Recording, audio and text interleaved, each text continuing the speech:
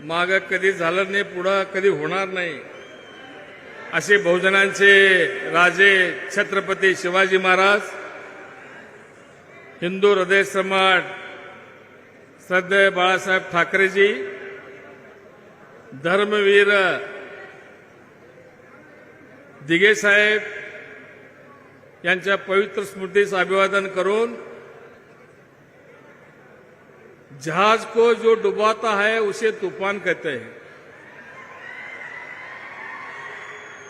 जहाजों को जो डुबाता है उसे तूफान कहते हैं, ऐसे तूफानों को टकराने वाले को एकनाथ शिंदे कहते हैं।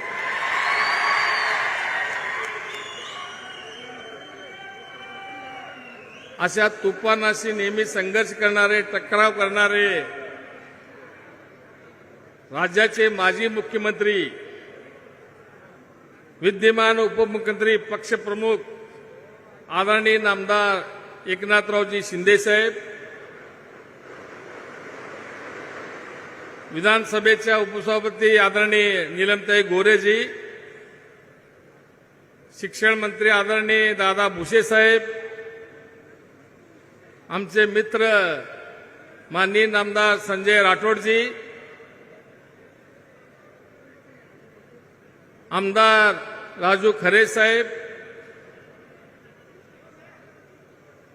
आमदार शहाजीराव बापू पाटील, माजी खासदार रवी गायकवाड सर, आपले सोलापूर जिल्ह्याचे लोकसभा प्रमुख महेश साठेजी, माननीय शिवाजीराव सावंत साहेब, महिलाचे सर्व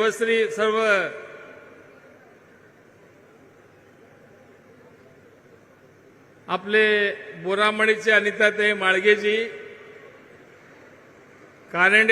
पारंडेताई,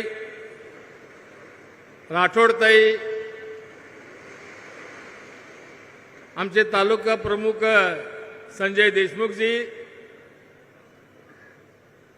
व्यासपीठावर उपस्थित सर्व शिवसेनेचे जिल्हास्तरीय, तालुकास्तरीय सर्व पदाधिकारी,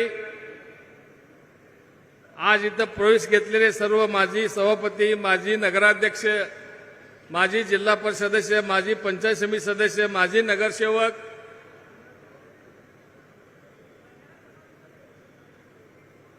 आमचे बंधू शंकर मेत्रे,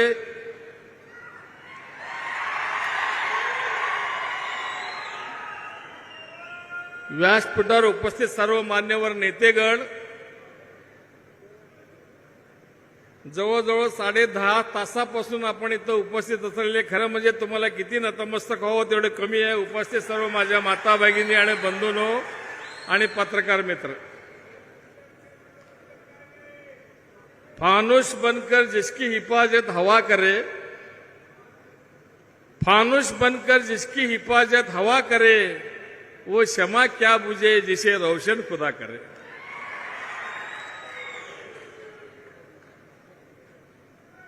उशीर झाला, साहेबांचे आभार मानावे तेवढे थोडेच आहेत. साहेबांच्या मुलाचा कार्यक्रम होता आज मुंबई डोंबिवलीमध्ये, मेघडंबरीचं छत्रपती शिवाजी महाराज पुतळ्याचं अनावरण होतं. त्यांचे चिरंजीव खासदार श्रीकांत शिंदे साहेब खासदार आहेत त्या मतदारसंघातले, तिथले 6 वाजता कार्यक्रम होता. तरी पण ते कार्यक्रम सोडून साहेब आम्हाला प्रवेश देण्यासाठी आले, त्याबद्दल साहेब तुमचे कोटी कोटी आभार आहेत. आमचे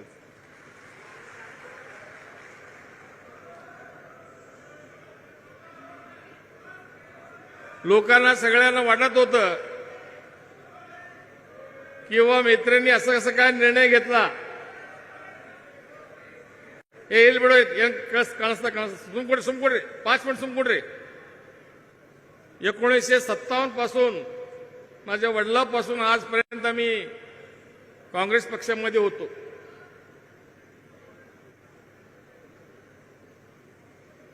ह्या 6 महिन्यामध्ये मागच्या विधानसभेच्या वेळी जे लोकांनी मला 1 लाख मतदान दिलं, ते सगळे लोक म्हणायचे आता काहीतरी तुम्ही निर्णय घ्यायला पाहिजे.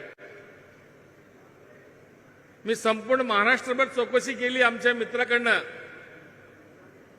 कुणीकडे जायला पाहिजे.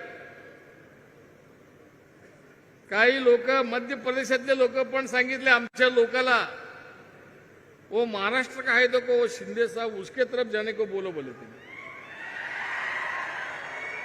त्याला माहित नाही शिंदे साहेब कोण आहेत ते. आमचे काही लोक महाकालेश्वरला गेले होते उज्जैनला.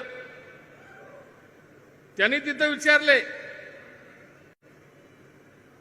आमच्या मित्रांचं काहीतरी चाललं इकडे तिकडे जायचं, कुठं जायचं पाहिजे. त्यांनी म्हणले वो महाराष्ट्र में है देखो तुम्हारा वो शिंदे बोलकर है कोई तो एकनाथ शिंदे, उनके पास जाओ बोलो, वो आगे का बहुत बड़ा होने वाला बोले. वो साक्षात महादेवांचा आशीर्वाद मिळालेली व्यक्ती आहे. मला ओळखतेच साहेब, मी पण त्यांच्याबरोबर काम विधानसभेत होतो. साहेब त्यावेळी विरोधी पक्षनेते होते, नगरविकास मंत्री होते. साहेबांना आठवते की नाही माहित नाही. मी सकाळी जाऊन काम दिले की संध्याकाळीपर्यंत ओके काम, ते ऑर्डरच यायचे होते. म्हणजे एवढा तगडा नेता आहे आपला, दिलेले शब्द पाळणारा. म्हणून सगळ्यांनी सांगितलं आपल्याला आदरणीय एकनाथरावजी शिंदे साहेबांकडे जायला पाहिजे. तोच माणूस आपल्याला न्याय दिल्याशिवाय राहणार नाही आणि मध्ये मध्ये हात सोडणार नाही म्हणून सांगितलं. मला वाटतं आमच्या जिल्ह्यामध्ये आमचं एकमेव घराणं आहे की कधी पक्ष बदलला नव्हता असत 68 वर्षांमध्ये. केवळ शिंदे साहेबांच्या नेतृत्वाकडे बघून त्यांनी जे दिलेले शब्द पाळतात ते शब्दाकडे बघून आमच्या लोकांनी सांगितलं नाही आपण साहेबांसोबतच जाऊ. म्हणून हा निर्णय घेतला. आम्ही साहेबांना भेटलो. साहेब म्हणलं काय काळजी करू नको, भिऊ नको, मी तुझ्या पाठीशी आहे म्हणले मला साहेब. हे स्वामी समर्थांची पुण्यनगरी आहे. स्वामी समर्थांचं ब्रीद वाक्य आहे, भिऊ नको मी तुझ्या पाठीशी आहे. असंच वाक्य साहेबांनी मला सांगितलं. मी खरं अजून जास्त बोलायची इच्छा आहे पण आज बोलत नाही, कारण मला माहित आहे साहेब आता परत इथनं गुलबर्ग्याला जाणार, मुंबईला जाणार आणि डोंबिवलीला जाणारच. 1 वाजू दे, 2 वाजू दे, 3 वाजू दे. रात्री 3-3, 4-4 वाजेपर्यंत जागून लोकांसाठी काम करणारा नेता आम्ही राजकारणात बघितलंय. असा नेता दुसरा मिळत नाही कुठं. केवळ तुम्ही सगळेजण सकाळी 11 वाजेपासून आता जवळजवळ 11 तास झाले इथं बसलात तुम्ही. साहेबांचं बघावं, साहेबांचं मार्गदर्शन ऐकावं. साहेब अजून 2 तास लेट झाला तरी आमचे लोक बसले असते साहेब आपल्यासाठी.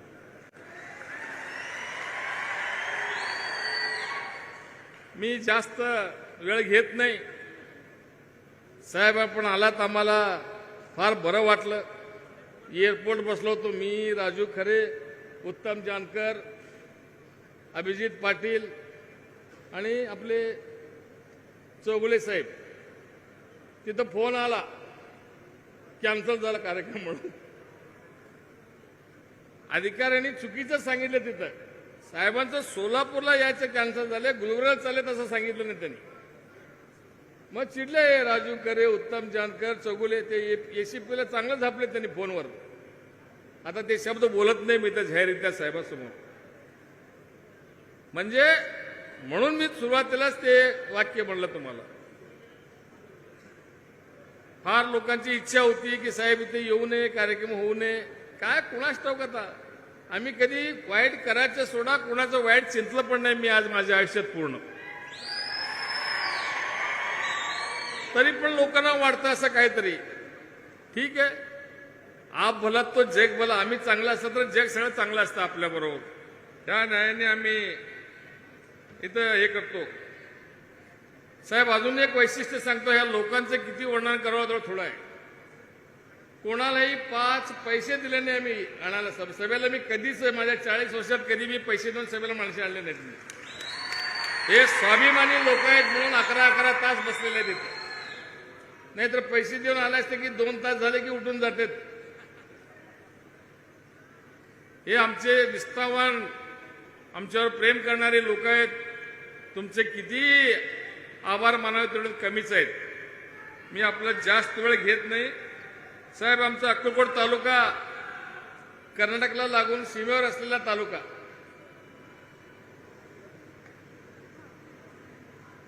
कर्नाटकच्या सीमेला लागून असलेला तालुका. इथं बोलते सगळे कन्नड, लिहिता वाचता येत नाही जास्त लोकांना, पण बोलीभाषा कन्नड आहे.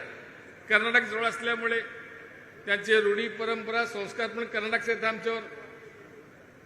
राठोड साहेबांना माहित आहे, नेहमी येते. त्यांचा बंजारा समाज पण इथं जास्त आहे. इथं आमच्या तालुक्यात देगाव एक्सप्रेस कॅनलचं काम मंजूर झालेलं आहे. निम्म काम आणून सोडलेलं आहे. मी परत त्याला आपणच मुख्यमंत्री असताना 400 कोटी मंजूर केलेत. ते निधी अजून वितरित झालं नाही आम्हाला. तेवढं ते काम झालं तर आमचे जवळजवळ 17,000 हेक्टर जमीन पाण्याखाली येणार आहे. त्यासाठी आपण ते मंजूर झालेले त्याचा निधी आम्हाला मिळवून द्यावा एवढंच विनंती करतो.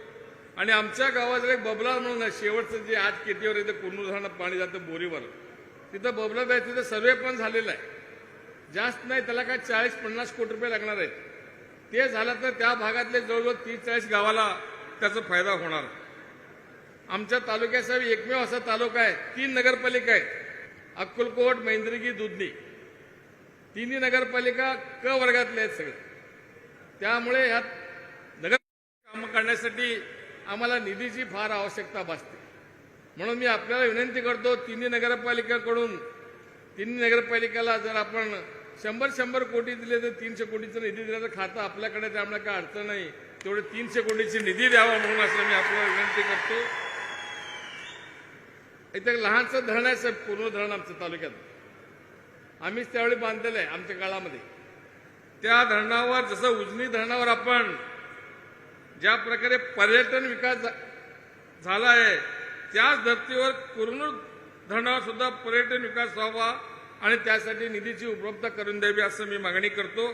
अक्कलकोट तालुक्यात MIDC पण व्हावी असं मी विनंती करतो. अजून एक सगळ्यात महत्वाचा प्रश्न साहेब, एकरूप उपसा सिंचन योजना पूर्ण झाली. तिकडे जे दक्षिण सोलापूर तालुक्यात पण माझ्या मतदारसंघात आहे. बाकीच्या गावाला पाणी आलं, पण अजून 14 गावं राहिलेत, ते बाजूला लागूनच आहेत. ते जास्त नाही, त्याला फक्त एक 1.5 TMC पाणी जर आम्हाला उजनीमध्ये आरक्षण करून मिळालं तर ते 14 गावाला पाणी मिळू शकतं. ते फार दिवसापासून, फार वर्षापासून प्रलंबित आहे साहेब. आपल्या हातून ते निश्चित काम होणार आहे. त्या 14 गावासाठी आपण तो प्रश्न मार्गी लावावा. आणि सगळ्यात महत्वाचं म्हणजे आमचं बोरामणी विमानतळ 10 वर्षापूर्वी मंजूर झालेलं. बाकीच्या आमच्या नंतर गुलबर्गा झाला, गुलबर्गा चालू झालं. ते आता कार्गो आहे साहेब. ते विमानतळ मध्ये थोडं निधी देण्याचा प्रयत्न झाला, पण निधी पूर्ण मिळाला नाही. ते कुठलं माळडोक, एकच पक्षी आहे साहेब तिथं. ते माळडोकचं कारण दाखवतात.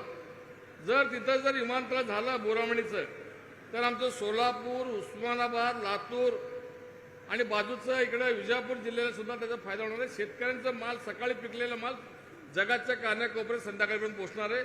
त्यासाठी आपण आम्हाला निधीची तरतूद करून द्यावी एवढंच या प्रसंगी सांगतो.